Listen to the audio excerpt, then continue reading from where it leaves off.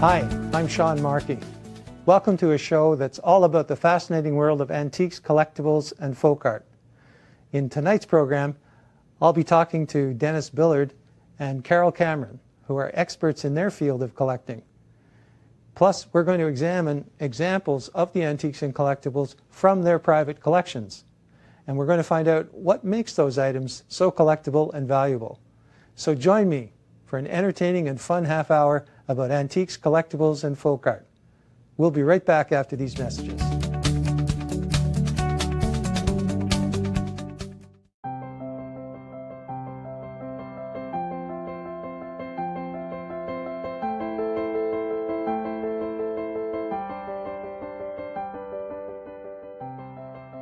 Our son is one. My father was one. I am one. Are you one?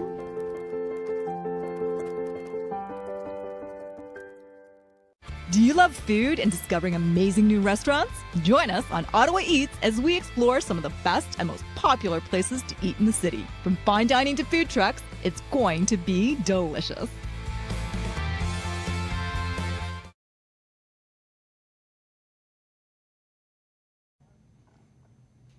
My first guest, Dennis Billard, divides his time between collecting early Canadian stoneware, redware, pottery, and country furniture.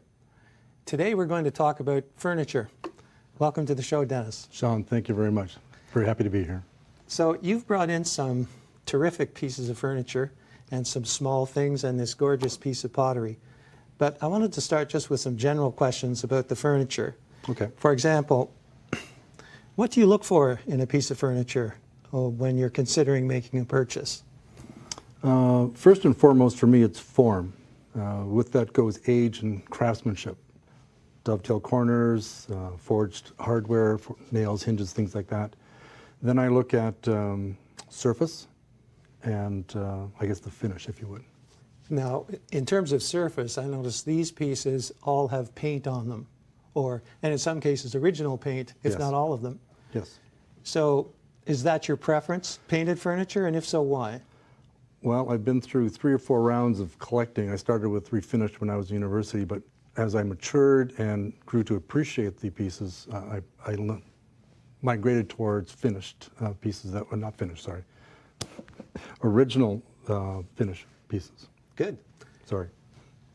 So is it still possible to find good examples of painted furniture? Very much so. There are still pieces in situ in the original farmhouses and locations. You come across them in, fifth generation auctions, doing house picks. And there are many senior collections that started back in the 50s and 60s that are now maturing and they're starting to sell off pieces. So it's coming out. Very good. So let's examine some of these pieces in a little more detail. And we'll start down here. Let's start with this document box that's on the Yes. top of the table. Maybe you could tell us something about it. Well, this is a particularly interesting piece because it is original finish. It's 1850, 1860, dovetail corners, very well made, mitered edges. I guess the pièce de résistance on this one, it is personalized. It has the owner's name, J. Craig, on the top in original paint, crackle finish all the way around, forged nails, early brass hinges. So for me, it has everything I look for in a piece. And how rare is it to find a box like that that's been personalized with a name? I would say fairly rare. There are occasions when there's a handwritten note inside or a name scribbled, but for this to be painted, this was customized at the maker's level. So this was made for somebody. So would you see other decorations besides names? Like would you see geometric designs or things of that nature on small boxes sometimes? Very much. I have one at home that I could have brought that has a diamond pattern on top, yellow stenciling all around framing it, and in some cases flowers, little curlicues. So give me a sense of what a little box like that, if I wanted to go out and buy one as a present for somebody, what's a little box like that going to set me back? Well, if you're really good at shopping, you might get it for $250, $350. This one's sitting in a high-end shop or at a high-end sale or a show could be anywhere $500 to $600. Okay, let's talk about this great two-drawer table that's in Yes. front of Yes. us. Maybe you can tell us where it's from and a little bit about its construction. This is Mahone Bay, Nova Scotia. It's pegged, very few nails in it. It has the original brasses on the drawers, the original yellow grained paint on it. Very good condition. It came out of a highly respected collection of dealer collectors in the Niagara Peninsula, where they had picked it years ago in Nova Scotia. They brought it to their home, and I was able to purchase it from them. So the two drawers, that bumps it up a notch, I would think. Absolutely, absolutely. From my perspective, I like 2 and 3 drawers if I can find them. I've come across a 5-drawer once, but 2 is a nice, for me, the form and just the way it sits appeals to me. The drawers are usable and it's very showy. Now, how would you date that table to when? That is 1840, 1850, Okay. just from the construction. Now, the tapered legs are nice. If it had a turned leg, would that be less desirable than the tapered leg? Turned legs would be a little later, and it depends on what your eye goes to. For me, I love the tapered leg, but I have pieces at home that have fabulous turnings on them. So it can go either way. Okay, let's move on to this very nice armchair. Yes. Tell us a little bit about where this comes from. This is a lady's armchair for the dining room table. It's from Lanark County, so it's a local piece. I acquired it from my local dealer collector about 2 years ago. Original painted finish, nicely rosewood grained with black and red, and with yellow stenciling throughout. And is it made of pine? That's a good question. Pine, and I think the seat may be ash. You're right, a different wood in the seat, right? Yeah. And you would date it to when? Same period, I would think 1850, 1860. Now, would this have been part of a set, do you think? I would imagine. Typically, homes that could afford this kind of furniture would have a set of these around the dining room table. There'd be a man's armchair at the end, a woman's at the other end, and then a set of matching chairs without arms, usually around for the children. Now, the wear on this, on the arms,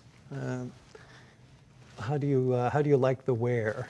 Wear to me indicates age, and that's exactly what I'm looking for. It hasn't been touched, it hasn't been tampered with. It's pure, original. It's quite small. Ladies, yeah. I can't sit in that one. No, either could I. Okay, so let's move back up on here and talk about this this little container here. This is an early candle box. It has a fabulous crusty finish on it, which caught my eye initially when I saw it. The alligatoring, which is the crackle finish on it, it just jumps out at me. It's early form, forged nails. You can see the dark colors to it. The red undercoat or the primer coat has been worn off on locations. It has a very nicely carved handle on it. It just has, again, everything I look for in a piece. And again, what would you date it as? Hard to say because it isn't dovetail, but I would say with the nails that are used, Well, hand forged, you said. hand forged, yeah, 1830 to 1850. Right. Again, these were made through a wide span of time. Now, this would have been used to hold candles or Tapers, as they tapers, were called. Yep. right? And the lid is especially interesting with this little handle that's part of the lid, right? That really is a nice touch. Takes it up a notch. You normally see them with just a bit of a scallop cut it on them. Right, that you just pull with your finger, pull, yeah. right. This is, I imagine, the craftsman just went a little extra on this one. Well, you did a good job. That's a great piece. Thank you. And finally, we come up to this magnificent jar here. To spend a few minutes and tell me about this jar. This is attributed to Cyrus Eby, an immigrant who landed in Markham, Ontario, 1862 to 1867 before he moved on to Chippewa in the Niagara region and then on to Conestoga to join his brother at his pottery. It is a phenomenal form with regard to the shape and the ovoid shoulders to it. It's large. It is very large. Is this a 2-gallon? It's almost a 3-gallon. 3? Okay. Yeah. I'm just gonna turn it a bit here. And the splotched glazing on it, the dark brown spots, is very typical of Cyrus Eby. And as well, and I have seen other examples of this, the two-tone glazing. Yeah. The orangey red above, orangey red below with the yellow in between indicates it was initially dipped in the yellow and then subsequently dipped top and then bottom in the second color to get the banding on it. And in the daylight, this just stands out like tiger stripes. It's not so much in the studio here today, but it is very graphic. And then it's got a parallel set of lines here. Yep. Just a subtle detail. Yep, just marking the shoulders. Some of the potters did that, especially some different forms along the mouth and the neck of it. Very typical of his style. So now the big question I wanted to ask you is, what's something like this worth? And I mean, how rare is it for starters? That'll give me a sense and prepare me for a price. And you could give me a range. You don't have to give me an exact price. But. This one is extremely rare, and I'm very proud that I repatriated it from a collection in the States where they said it was Pennsylvania. Oh, for goodness But we sakes. have proven examples through a very well-noted collection here in Ottawa that it is Markham. They would range, depending on condition. This one is mint. It is very good, anywhere from $3,500 to $5,500. Right. And how important is the condition in terms of value? Like if this had chips in the rim or a crack, does that really push the value down? There's a balance between rarity and attribution. In this case, it's missing the lid, which I know the other collectors have lids for. So it would take it down a little bit. But the fact that pieces of this stature and quality are so rare, a few rim chips or whatever crack may not take away that much from it. We only have about a minute left, but I wanted to ask you about what you're still looking for. What do you want to add to your collection?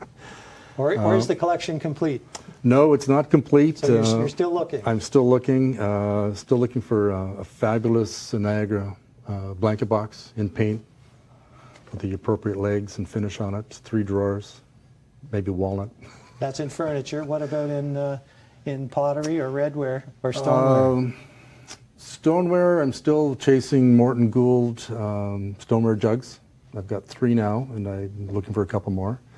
And a Bach piece out of Waterloo. Okay. Yeah. Okay, so there's still treasures out there that you want to find, and what do you think your chances are of finding them? Pretty good? Well, I know where the Bach is. It's now negotiation. Okay. Well, Dennis, I want to thank you for coming in, and especially for bringing these beautiful pieces of furniture from your collection. Thank you very much. And this fantastic jug. It's been a real treat to see the things and to talk to you about them. Great. Thank you for inviting me. Appreciate it, Sean.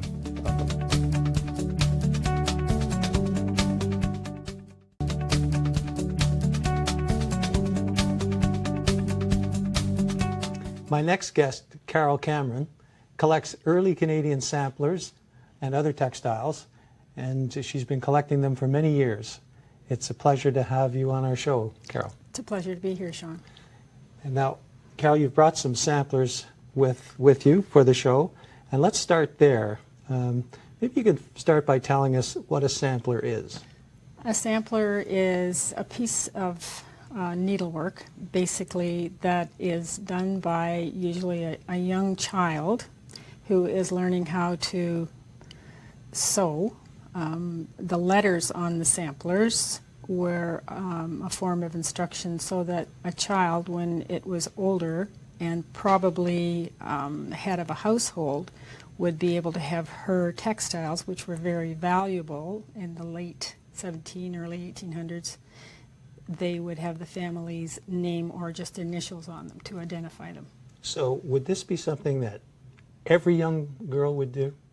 No, only the young girls who were in families that were well enough off that they didn't have to send their children out to do menial chores. And so would they use different types of needlework in them? Yes, they would, because that would be part of the training. They would learn how to do just basic cross stitch, which is going from one spot up to the very next spot in the fabric breakup of the threads, the warp and the weft of the threads. And they would learn different stitches other than cross stitch. They would learn a chain stitch, they would learn a running stitch. Like they would make French knots. Right. So, And this would all be work that they would, of course, use later in life. yes. When they were married and had their own house and family. Right. And was this proof that they could do that kind of work as Yes, it would be considered an accomplishment, especially if they went to a school where they were trained how to do it, or they had a governess within their own home, and they would be able to show their parents, oh, look what I did, you know, I made this little design this on a piece of fabric. well? So the two you've brought here, maybe you could give me a sense of the value of samplers these days. If I'm going to start to collect samplers, you know, what should I budget for in terms of starting off? Okay, very basically, if the sampler is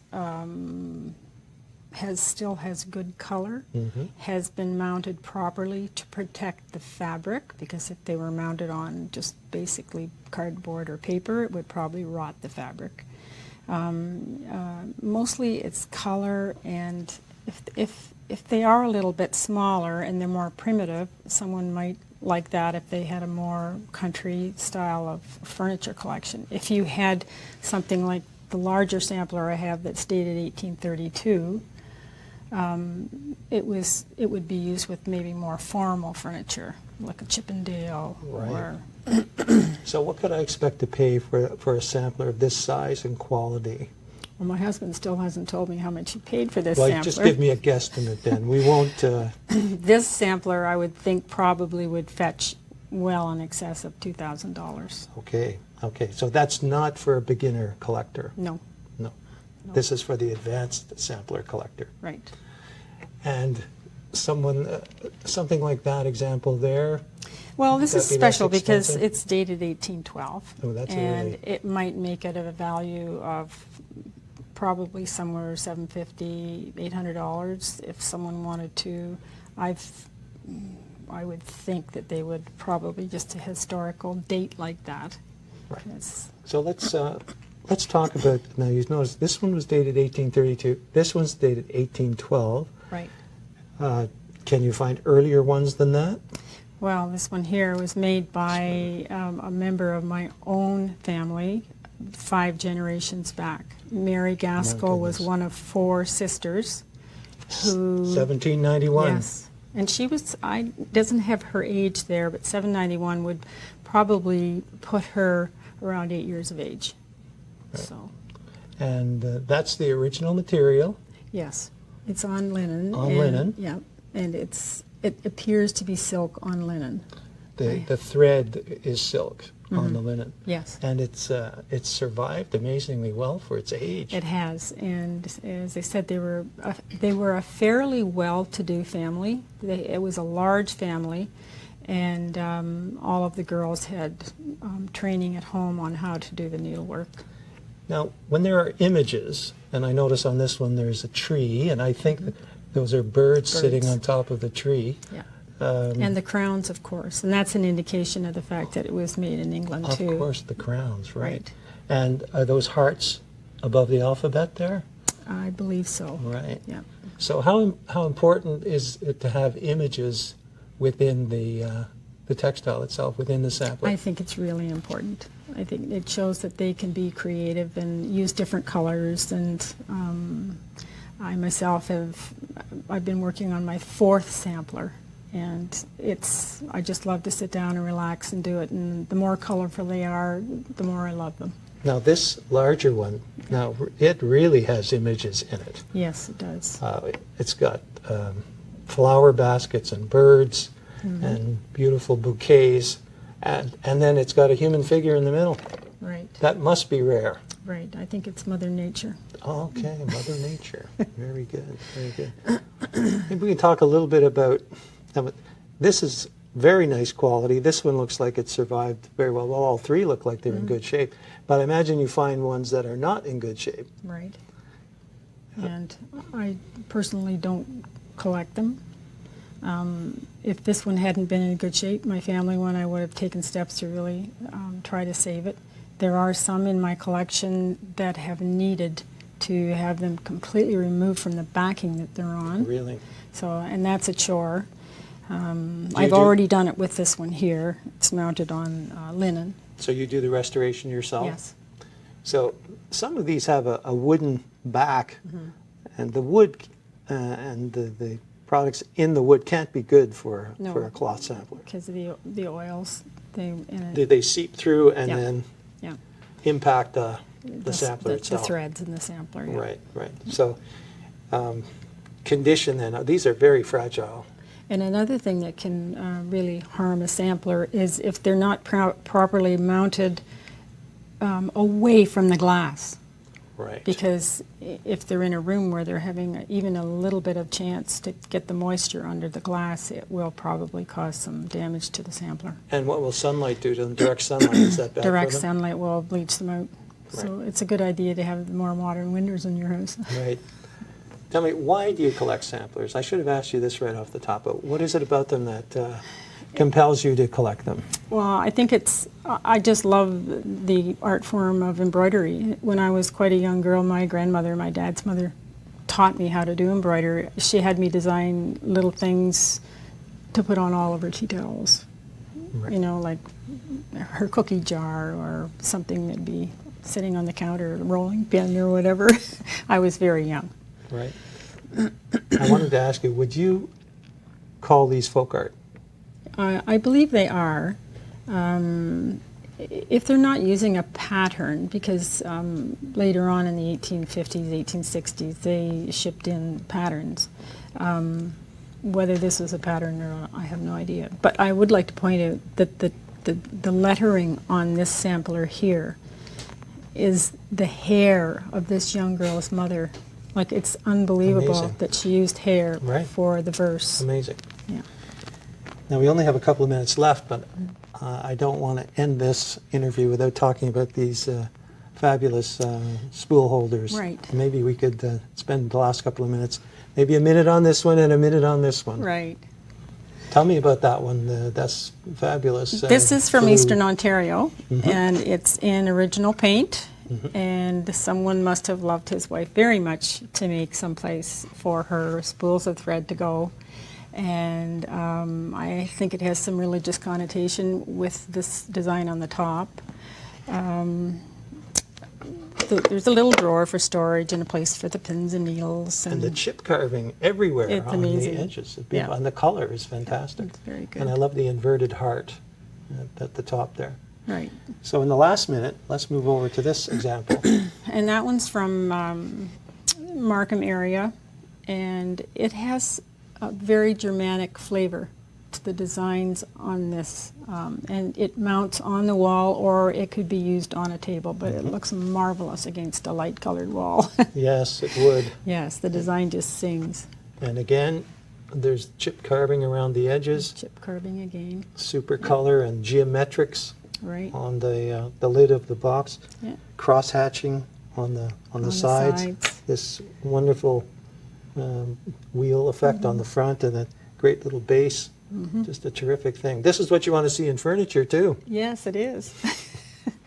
Anyway, I want to thank you for coming in and talking to us about samplers and these beautiful little pieces of furniture. Well, thank you for giving me the opportunity to do You're that. welcome. Thanks, Sean. Last April, we took our cameras to the Bytown Antique and Vintage Show. Here's some footage of the items that were on display that day.